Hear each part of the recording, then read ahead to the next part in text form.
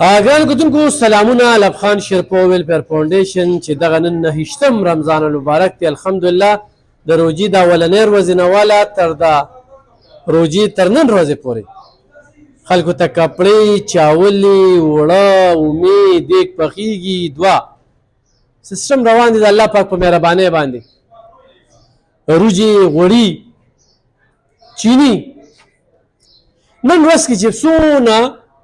زمونږ ټول پیکج تقسیمیږي تاسو به ګورئ نو موږ به اوړه ورکو او غوړي به ورکو وښایه ورته چې زمونږ دغه یي اوړه او غوړي به نن ورکو ورسره چې کوم دي یتیمانو ماشومانو ته به کپړې خم ورکو دا وګوره دې ماشوم ته وګوره د به کپړې بچي خوشحاله دی وي دماغي خراب دی ته خوشحاله لګه ها بچي دې کپړې اخیستې وي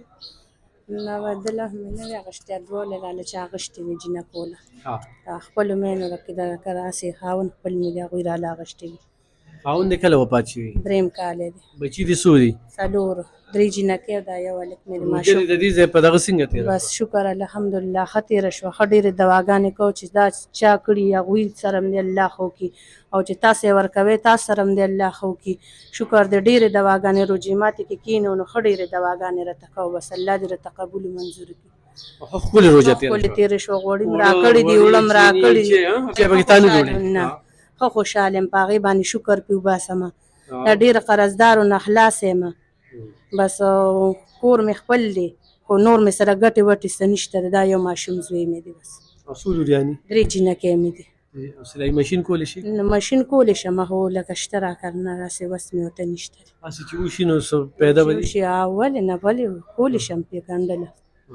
داسې دی وړوله چې چېرته زړې مړې یا څوک راکړي ګاونډیانو نه راوالم سمې کموله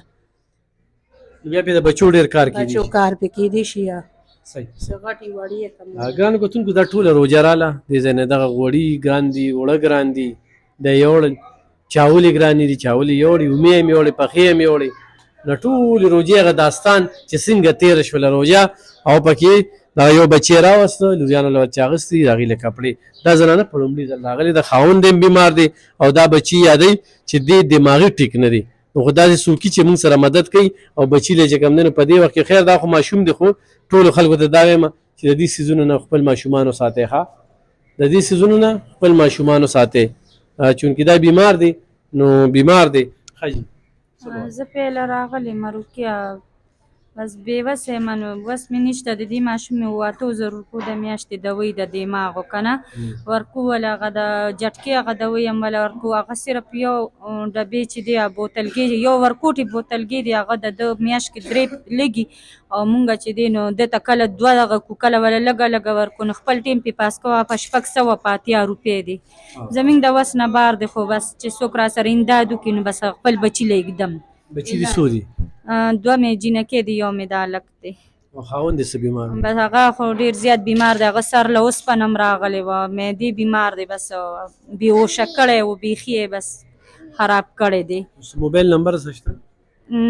روقیه موبایل نشته او شناختی کارت شته موبایل باندې نه پوهېږو موبایل نه پوهېږې دا نورې که نه او دا نه پوهېږي دا خو نه پوهېږي دا دوه پوهېږي د دې څو بچي دي دوه لوریانې دي او خاوند دی بس ډېر خراب دی بس